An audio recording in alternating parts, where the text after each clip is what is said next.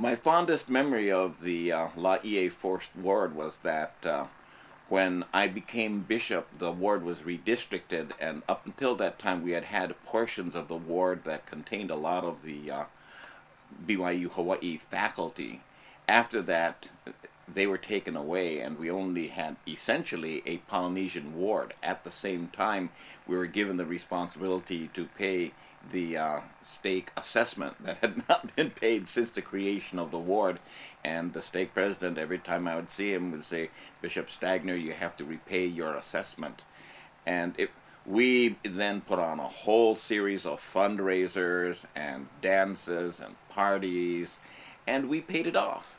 And I thought it was neat because of the fact that we did it only with the Polynesian members, and everybody had said, well, now that you have the Polynesian members and you don't have the Caucasian members, you're going to have a harder time getting people to pay their tithing, you're going to have a hard time getting people to pay their other church assessments. But the fact of the matter is, if anything, they went up even though we lost that major part of the ward population. A major decision we had to make during my term as bishop was what to do with, at that time, what was just simply an empty parking lot, but what had originally been the first campus of the Church College of Hawaii, where I had gone to as a student from 1957 to approximately 1958 when we moved over to the present campus of BYU Hawaii.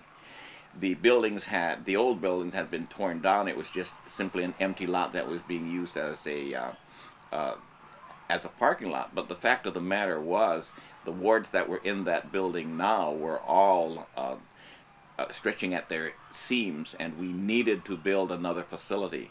The decision was made to build a bigger chapel that would be used now as a potential stake center. We were of the opinion that we really should do something with the old building because of its history, particularly the fact that it was dedicated in 1950 by Elder Matthew Cowley, and during his dedicatory speech he made some prophecies about Laie and about the temple that are still being filled today, interestingly enough. Fortunately, we were able to do both. We were able to have the North Stake Center, which as it's called now, built, and we were also able to keep the chapel and to use the chapel now, and that was really great. I think it's important to point out that much of what we now call the North Stake Center was built as a result of church donation, but also a tremendous amount of donation of labor on the part of the members of the wards that occupied the old Laie Chapel. In fact, so much labor was dedicated and so much time that what we had was the opportunity to not only build that new stake center, but also to go back and refurbish and remodel the older building as well, to the point now that now we have both buildings, and both of them now are bursting at their seams when it seemed like we would have to deal with only one or the other. I have really strong and warm feelings about my tenure as Bishop of the Fourth Ward because there were so many wonderful families and old-timers in the ward there.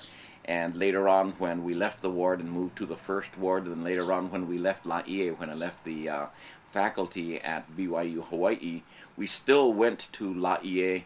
We still visited with the saints there and with some of the old-time families, some of whom now are interesting because I have some of the members of the youth groups that I was in charge of at the ward who are now the bishops and the bishops' counselors and the leaders in the Laie North Stake. And at that time, they were just young people growing up. They've remained, their families have remained, and I think that's absolutely super.